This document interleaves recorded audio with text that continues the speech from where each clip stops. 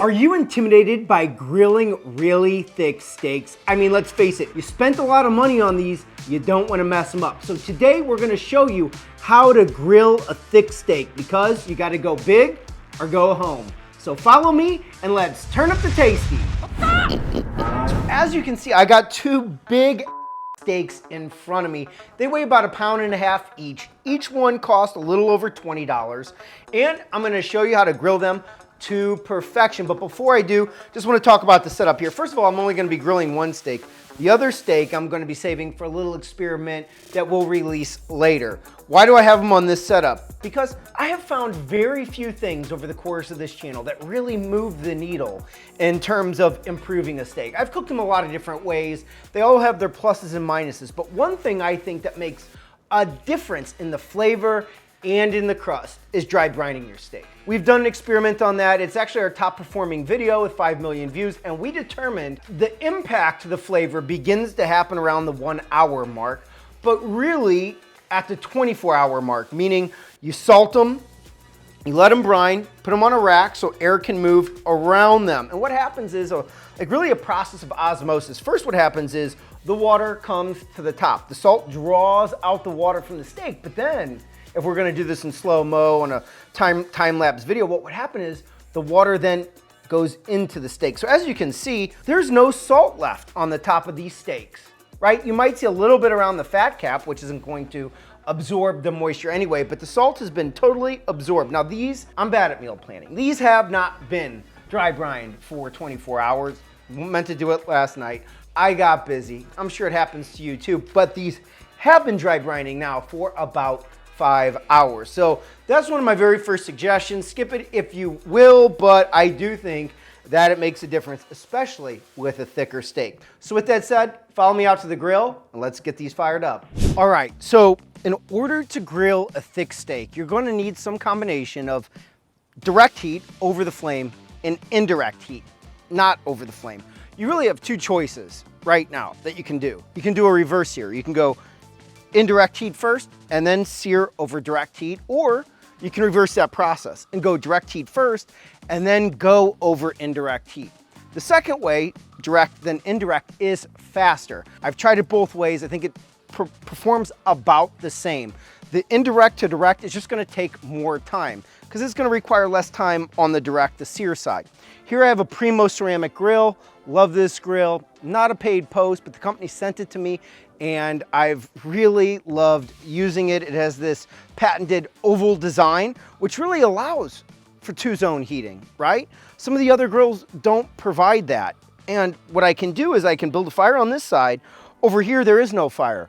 And there's like a heat diffusion plate that sits beneath the grill to really make sure none of that temperature is rising up directly underneath the heat, even from the side. So I really like it, and it's made basically in my own backyard, right here in the United States of America. I mean, how many products really can say that today? Really enjoy using it, but without further ado, I'm gonna go ahead and let this steak sear. So we're gonna go ahead and drop it down. Do you hear that at home? Do you hear that sound? That is the sound of tasty. While that's gonna sear, I'm gonna let it sear for about 90 seconds per side. Some of you might be wondering, Joey, you're only using salt? Yes, I think that there's a lot of things that add flavor, but especially if they're powders, they're gonna burn. If you use a rub, so many of those have sugar, again, burning. Burning is gonna result in bitter steak, and that is no good, especially when you just drop $20. Okay, Daddy Warbucks. You can add that flavor after the cook with a compound butter. I mean, there's so many different options out there. I mean, there's no need to add the pepper before you cook. Why do that? What's it going to accomplish? Just like a salad, add the pepper when it's done, if that's really what you're after. We're gonna let this cook here for about another 30 seconds. We're gonna rotate it, see if we can get those nice sear marks. Doesn't really make it taste any better, but it sure makes it look prettier. All right, I've already rotated that steak, and one of the things I forgot to mention is you do want to oil your grill grates.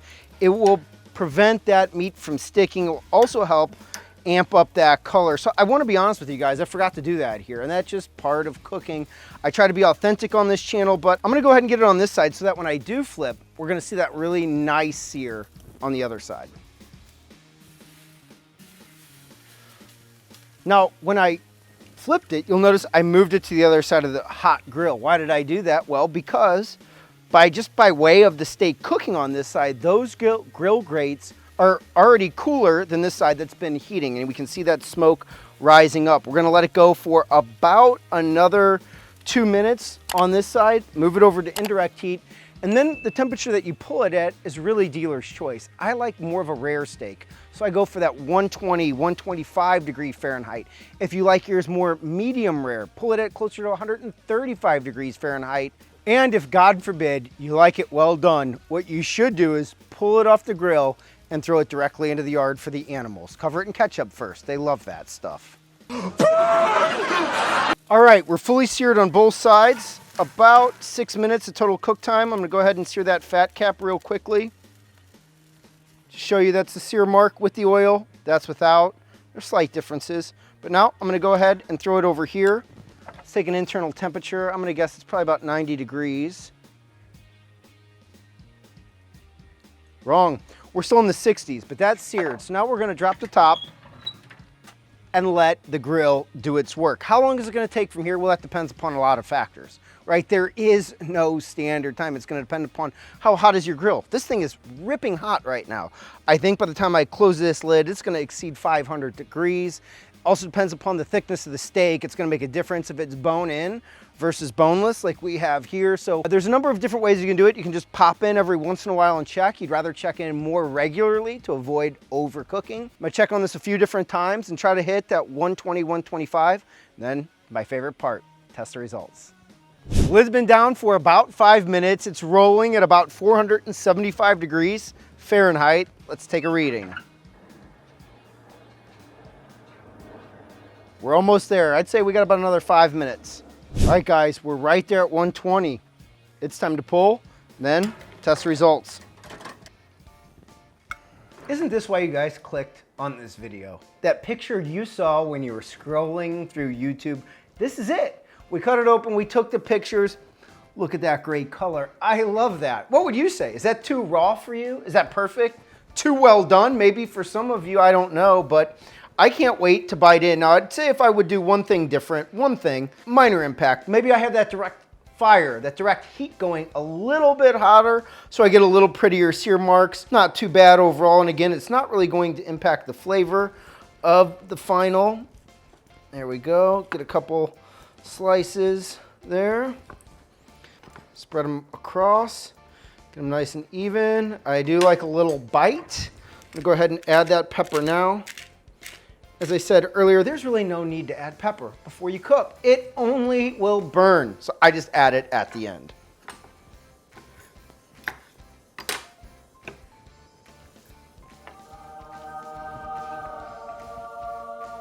Look, there's no surprises in this video. It's a great tasting, perfectly cooked steak, just the way I like it with the dry brine. It didn't go 24 hours. Didn't need to. Still got the impact after 4 hours of an end-to-end evenness as I bite into it. I'd love to hear from you guys though. Is this too well done, perfectly, or not cooked enough? What's your preference? For me, this is just the way I like it. So I'm gonna get back to it and I'll see you guys next time.